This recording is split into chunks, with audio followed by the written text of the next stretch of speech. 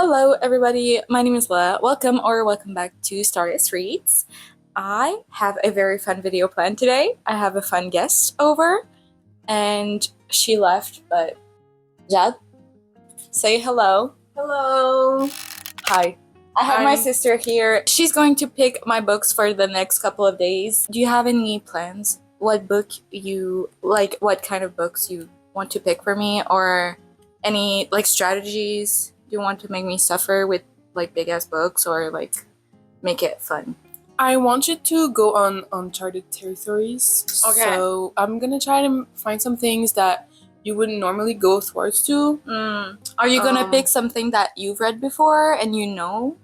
Girl, I've read 5 books maybe in my whole life. Fakla. No, I've read more than 5 books, but I feel like every book I've read, you've read them.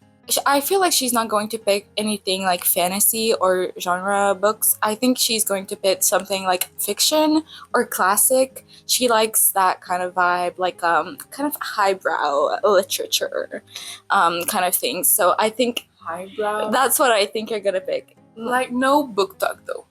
No, That is a big no-no. no book talk.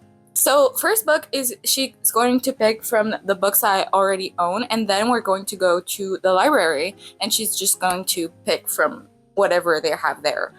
And yeah, that's that. Okay, let's go. So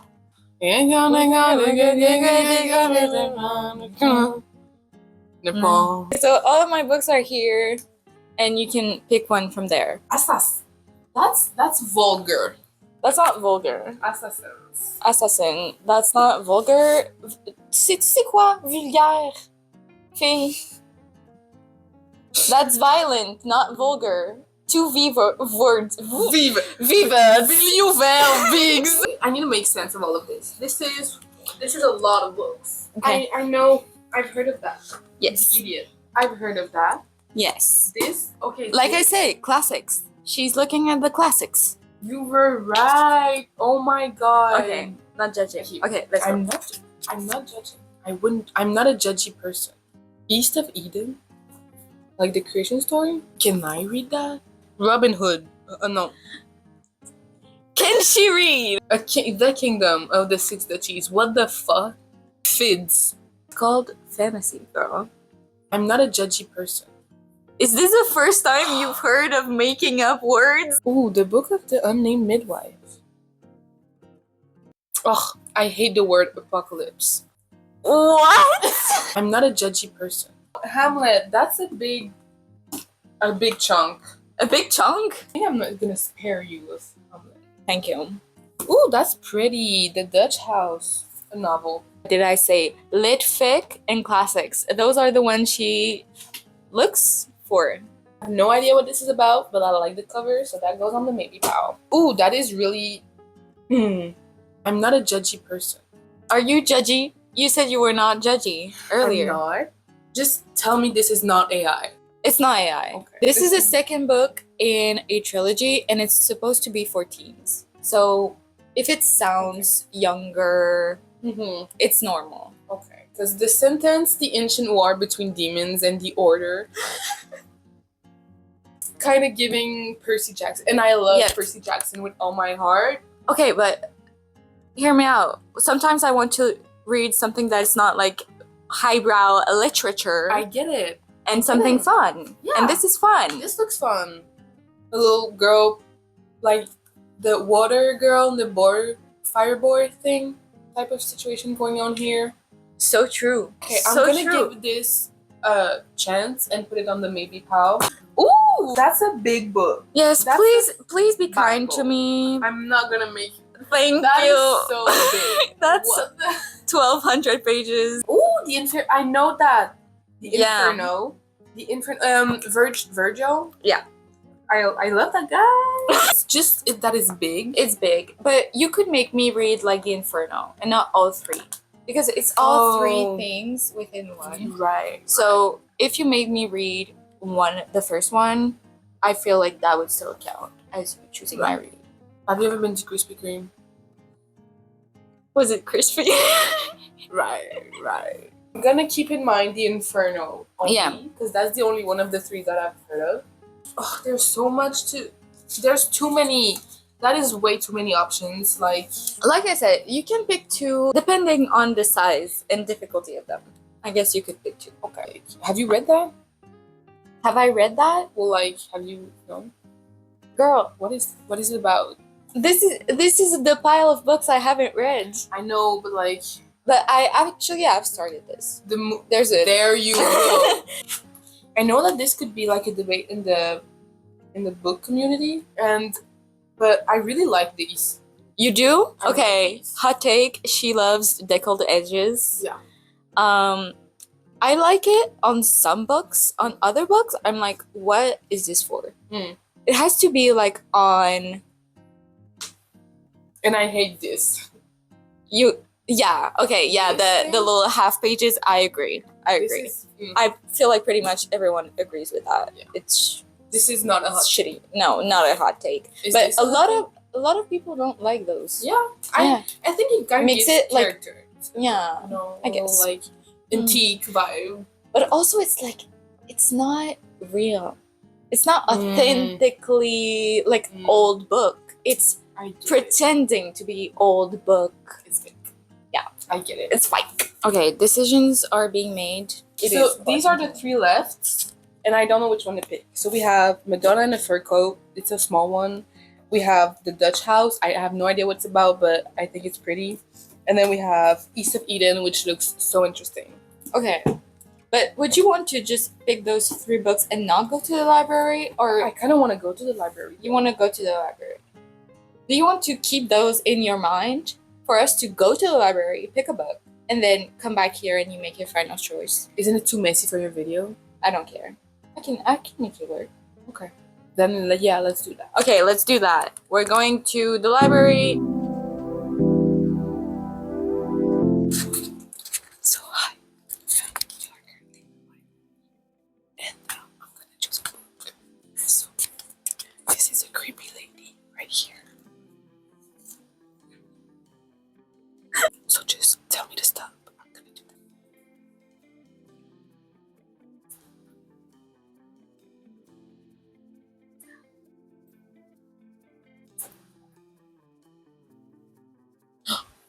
A collection of ghost stories.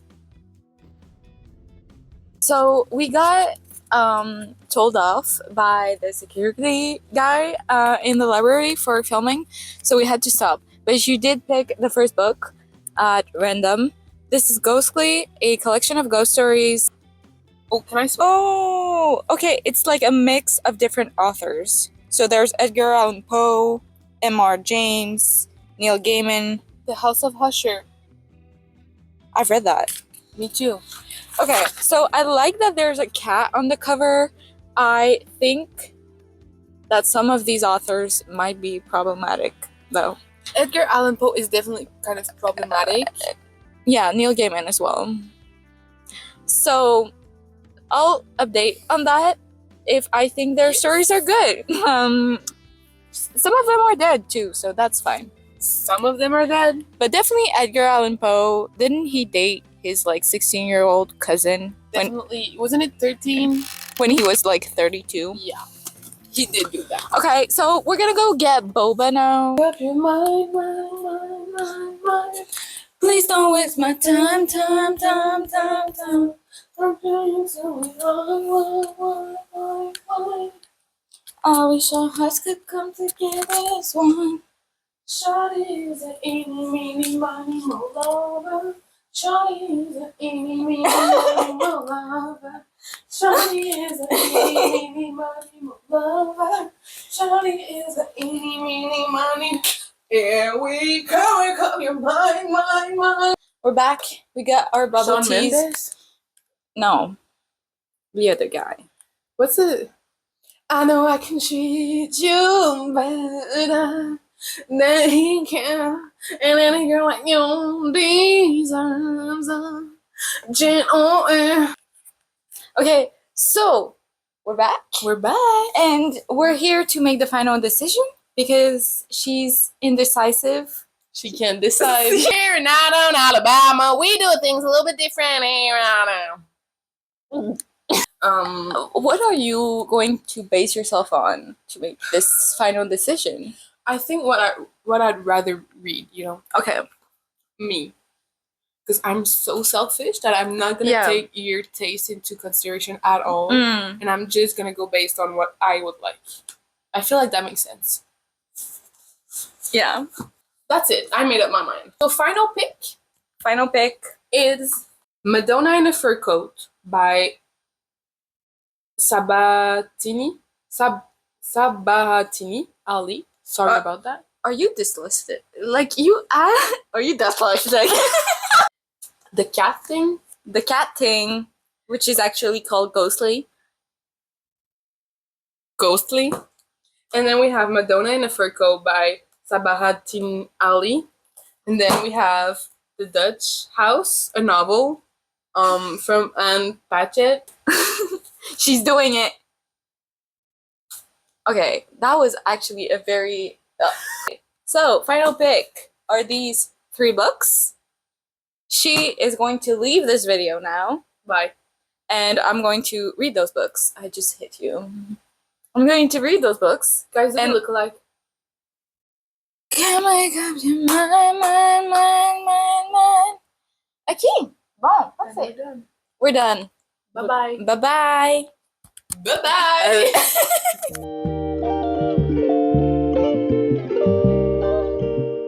Guys, it's the next day and I did start my first book. So I wanted to start with Ghostly since it's the biggest one and it's also from the libraries. Surprisingly, I'm reading this super fast. I'm almost halfway through already. The thing with short story collections is that since it's from many different authors, like I kind of want to keep going. It's kind of like scrolling your TikTok algorithm. You always want to keep scrolling because what if the next scroll will give you gold? You know, what if the next story will be your favorite one? Like you kind of want to keep going once you're done with a story, in hopes of like finding a gem. So far I've read 5 stories, one of them being so fucking long, and it was also my least favorite one. It was like the Fair Beckoning one. The Beckoning Fair one by Oliver Onions. I did not like that story. I did really love Pomegranate Seed by Edith Wharton and The Mezzotint by M.R. James. I think that if you go into this expecting scary horror stories, you might be a little bit disappointed because so far these stories are not scary, not really. At most, they're like unsettling a little bit, but they mostly use ghosts as symbols to drive home like certain themes. And so sometimes, yeah, technically there are ghosts in every single one of these stories, but are they the scary type of ghosts? Depends. There are mostly symbolism for like loss, grief, love, those kinds of things. They're not really like, I don't know how to say this. But it's actually one of my favorite things about horror. I typically don't really enjoy just like the spooky horror. I like horror that is depressing. So that kind of has a little bit of that. There are also a couple of cats in these stories and a couple of like sentient weird house, which I always love a house in my ghost stories. Houses can be so spooky. Yeah, so I'm enjoying this so far. I'm reading this so much quicker than I thought. I'll update you once I'm done with this. I don't think I'll have much more to say about this until I'm done, so I'll let you know.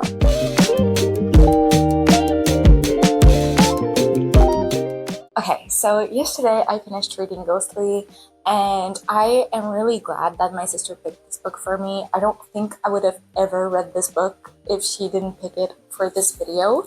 And I don't think I would have ever gotten around to read these short stories without that, because I usually don't reach for short story collections.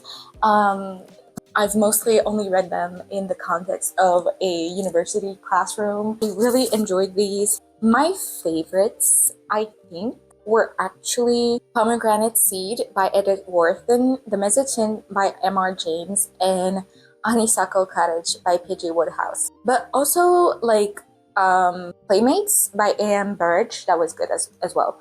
But Honeysuckle Cottage, I think, was the outstanding one for me. Like, and it's so silly because it's not even like a scary ghost story. It's a funny, absurdist, like humorous story about this guy who's horrible and misogynistic, and he gets haunted by the ghost of a romance fiction author. She basically takes hold of him and forces him to do like very romantic things in his life, and it's just like a very silly, goofy story, and I enjoyed that so much. I really did. So of course there were stories in there that I didn't enjoy as much. I find it really hard to rate a story collection like this because I don't have the same amount of enjoyment for every story. That's to be expected. So I rated this a 3 out of 5 stars because overall my experience was enjoyable. But obviously some of them I just didn't connect to as well.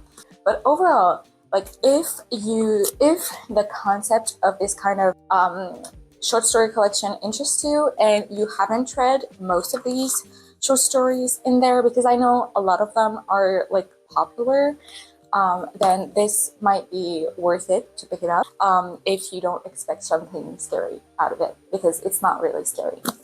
And then I am hesitating which book to pick next because this is actually a book I've acquired really recently. My gut instinct is telling me pick this one up because I just bought it. So it's like a recent dopamine hit, you know, in my body. I know I'm interested in this one, but this one has been on my TBR for almost 2 years. I bought this in August 2024. I went back and checked. So yeah, August 2024.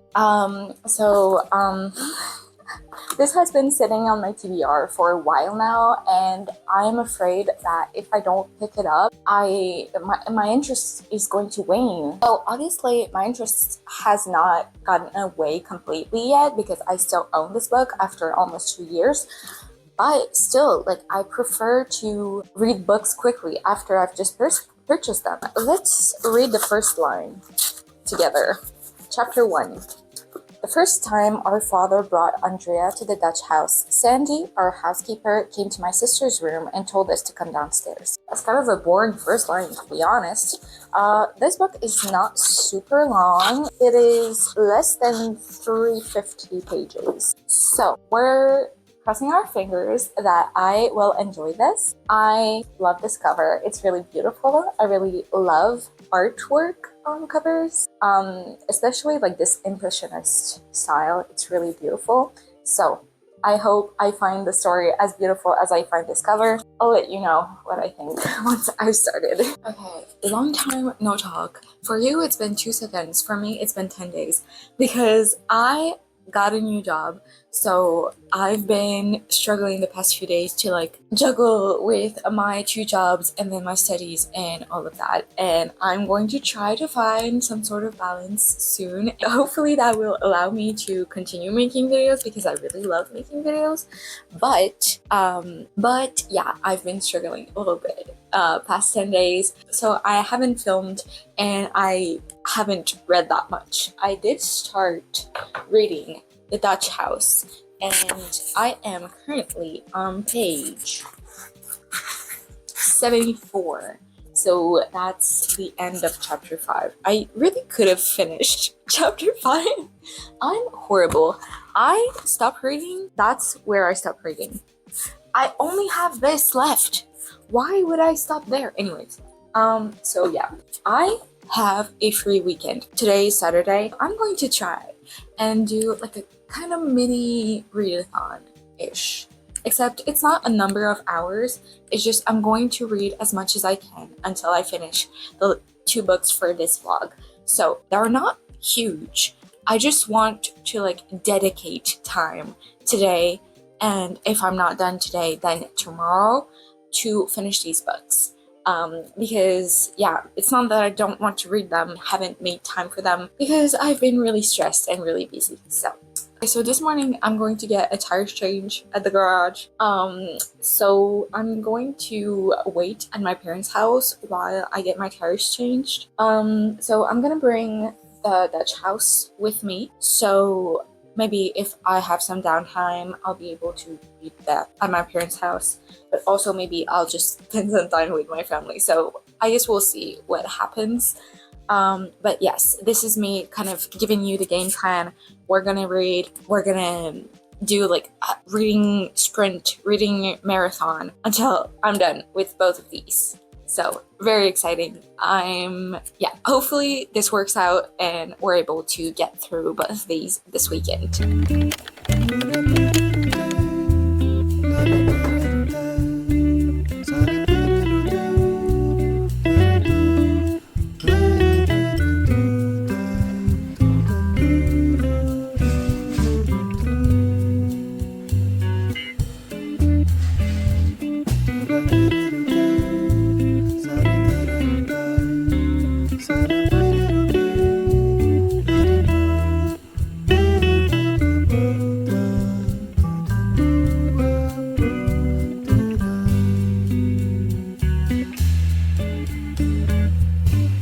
For some reason, I cannot articulate what I'm trying to say. It's really pissing me off. I've been trying to film this specific clip of me talking about the Dutch house like 4 times now. And hopefully this time is a good one. I am literally just trying to give you guys info on what this book is about. And my mouth, not working, not mouthing. So I'm 100 pages into the Dutch house. I think I've read enough to be able to give you guys a good synopsis of what this book is about. We follow Danny in this book, and we follow him throughout a couple of years, decades maybe, and I kept getting confused at the beginning reading this book because, as you can see on the cover, is this lovely lady. This character on the cover is actually Maeve, which is Danny's older sister, and she is a very central character in Danny's life because he grew up without a mom, and also their father is like not a great father. He's quite absent, a little bit negligent, so they had to rely on one another as brother and sisters. She is his older sister, so she was kind of a parental figure to Danny, and yeah, so they are very important to one another. So I do think it makes sense to have Maeve on the cover of this book, but it did make me confused at the beginning because the writing is first person point of view, and I kept thinking it was Maeve talking, but it wasn't. So anyways, so we have Danny and Maeve growing up together in the Dutch house, the titular Dutch house. The house is a little bit off. It's a little bit weird. Like, it's obviously a gorgeous, beautiful, mixed of like Victorian-ish style house. It's huge, and yeah, but it's kind of off. It's kind of uncanny the way that the house is described. It kind of makes me think, it makes me feel like it's a giant dollhouse with all of the characters living in it. I'm just like the human playing with the dollhouse. The way I'm looking and like thinking about this house, it's almost like it's a fake house. It's not a real house. Like, it says multiple times in this book that you can stand in the front yard, look through the window, and you can see all the way through the house, through the back window into the backyard. Like, the way the house is built, you can just see all the way through it, and that creeps me out a little bit. And there are so many weird things about the house. There are portraits all over the walls. It's just that some weird, eccentric, rich people build this house, and Danny's father got really rich after the war, so he bought the house, and that's where they live. But yeah, the house is weird. I don't know what's going on with the house, to be honest. I don't know if it's meant to be as weird as it is, but just the way it's described is making me feel slightly off about it. But still, like, Danny and Maeve have some sort of attachment to the house because they grew up there, and yeah, it's kind of like their sanctuary.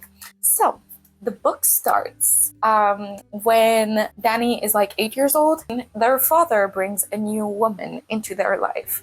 So basically, their father is about to remarry this woman called Andrea, and that obviously brings up a bunch of issues. It's kind of the inciting incident for everything that's going to go on after that. And I don't know, like, I'm telling you, there's something weird about this house. Like, maybe it changes people, it makes people crazy. There's definitely something. And if there isn't anything, I guess I'm wrong, but I feel like there's something wrong with the house. Like, for example, Danny and Maeve's mom left. She's not dead. She just left. And then we're being told that she hated the house. She didn't want to live there. She hated it so badly.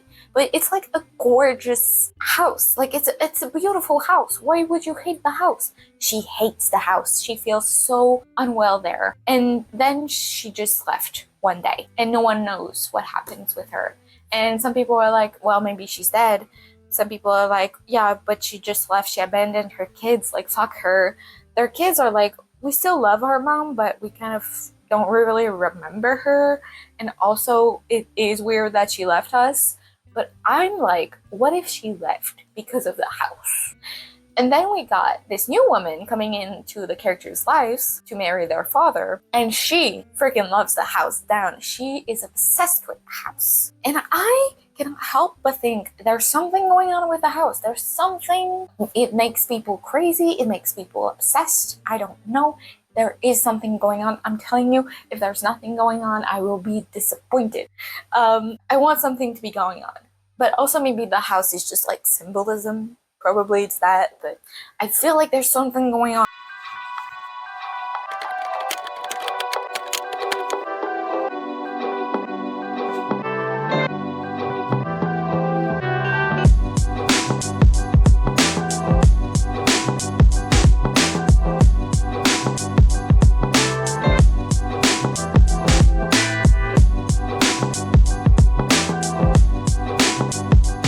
I just finished The Dutch House, and I don't know how I feel about this, honestly.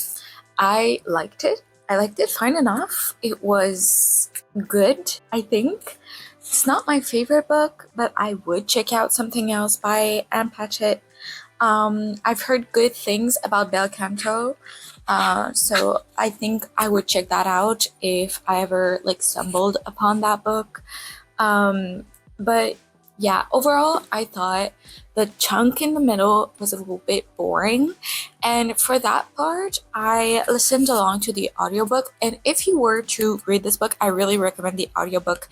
It's narrated by Tom Hanks, and he does like a wonderful job of it. Yeah, so the audiobook is really good. And I did really enjoy the ending. It was like very bittersweet. Overall, this book is very gentle and calm. It's not like big fireworks, huge plot points, and like it's a very quiet story about people living in a house. And that's it. And that can be a little bit boring. I didn't like really connect to the characters in such a deep level that it didn't matter to me that the story was kind of boring. Like, I did feel kind of disconnected to the main character. He was getting on my nerves a lot. And yeah, but overall, like, discussions of like how people can be very good people and also horrible people depending on what kind of relationship you have with them.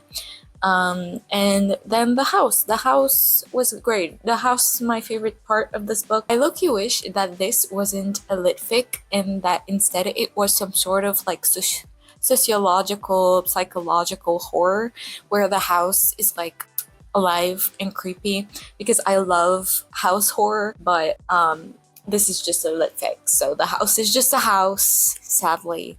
I wish there was more with the house. I wish it was creepier. I wish that it was more alive, livelier. But it's just a house at the end of the day, and it's a normal house with normal people living in it, and that's the story. So if that sounds interesting to you, check it out. I don't have more thoughts about this. I really don't. I'm sorry. But now I only have one book left on my TBR for this video, which is Madonna in a Fur Coat. And I'm really excited about this one because I think the writing is going to be like very delicious and very beautiful. The writing in this was pretty mid, to be honest. It was like basic writing. I don't know how to say. It wasn't really like flowery or beautiful.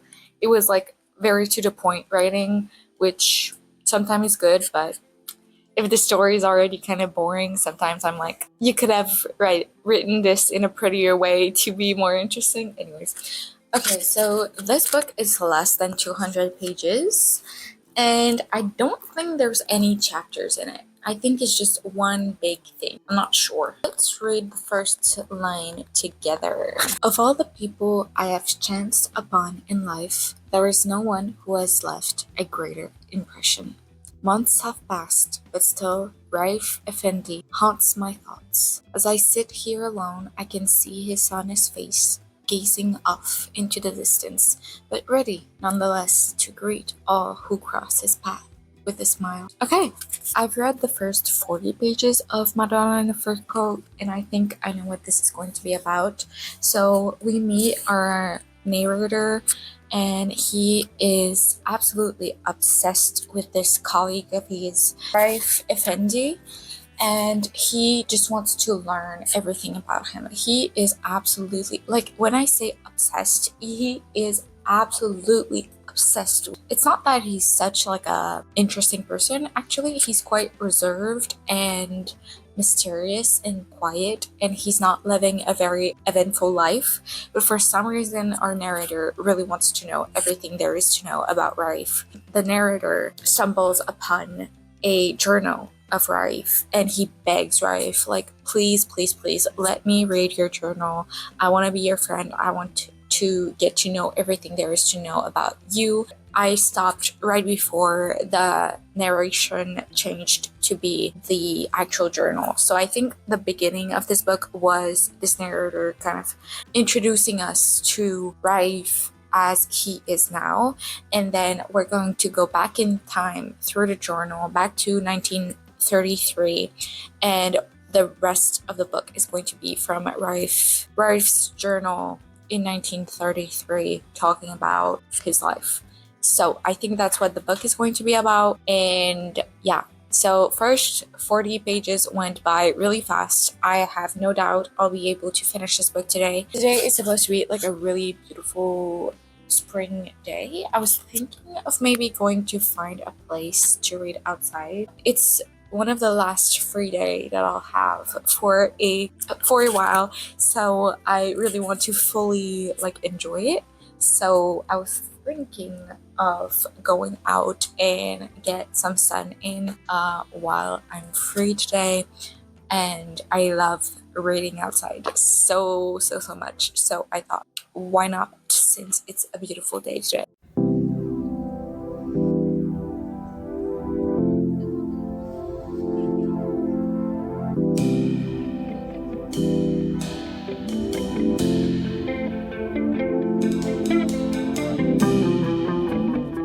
Okay, we're back from the park. It was so nice. I spent hours finishing, well, hours, maybe like 2 hours at the park finishing Madonna in a Fur Coat. I felt so I felt so performative alone in the park on my blanket reading my Penguin classic. But, you know, was it a performance? What if everything about life is kind of a performance? I don't know. Anyways, I really enjoyed seeing the sun for once, and I'm glad that it was such a beautiful day today. But now I'm back and I finished this book, so let's talk about thoughts. I definitely have very conflicting feelings about this book. Okay, how do I put this into words? Like, I feel so conflicted. Okay, so let's start with the positives. This book is beautifully written. It's like heart-wrenching, beautiful prose. I really love the way that this was written. I also think it's a classic for a reason. I think the way that it plays with having an unreliable narrator to explore the theme of perception, how we perceive the people we love, how the image that we build of people around us is never truthful. Like that's definitely a theme in this, like us projecting so much onto the people we love. However, I don't think this should be like the back of this says it talks about this as a love story and like a tragic love story. This is not a love story to me. It's a horror story. May this kind of love never find me? Yeah. No. Hell no. Honestly, the girl in the a love story, love affair in this book, girlie was put into some horrible situations I would not wish upon my enemy. The relationship between the characters was honestly super toxic. Obviously, this is a classic. It's full of old ideologies, but still looking at it from like a modern eye, the romantic part of it is not truly romantic because like I said, these characters never really got to know each other. They really just like projected onto each other. The female main character in this, the Madonna in a fur coat character, is like the OG manic pixie dream girl. She's like a fake made up person that this guy, this like quote unquote nice guy made up.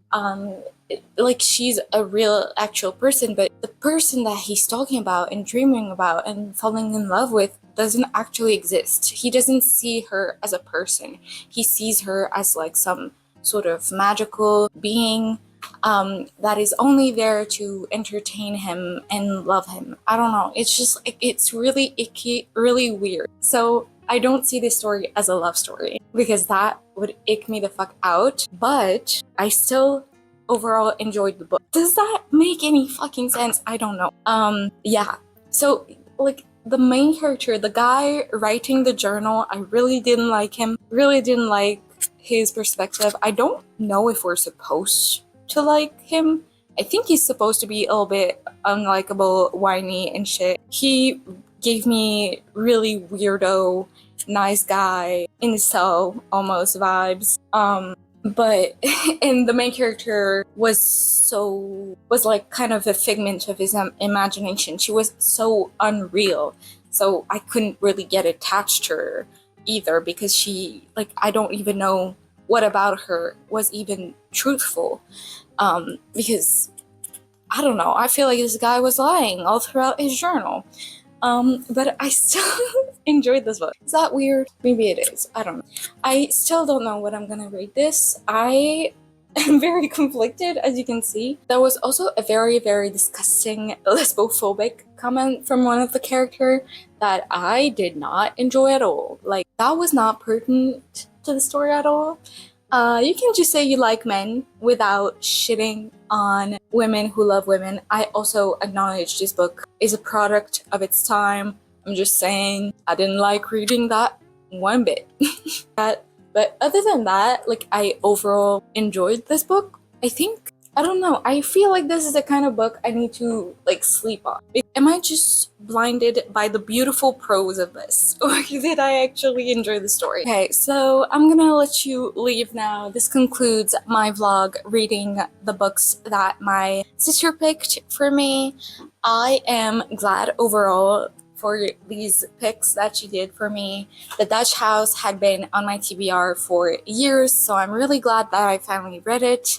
And Madonna in a Fur Coat is a classic that I had my eye on for a while, so I'm also glad I read it. And then I also discovered a really cool short story anthology. I think honestly, like having finished this challenge now, that the short story anthology was overall the best reading experience for me. It was just like so refreshing.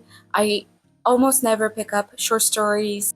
I'm glad, even though none of these were like 5 stars new favorite reads, I'm still like really happy with the picks that she did. So yeah. So this is where I'm going to wrap it up for today. If you liked this video, you can like it, because if you don't like it, how am I supposed to know that you liked it? And if you like my face, you can subscribe. If you want to see more videos where my sister is involved, let me know. I think we're a very funny duo, in my personal opinion. And other than that, I'll see you soon in another video. Bye. Bye. Bye. Bye. Bye.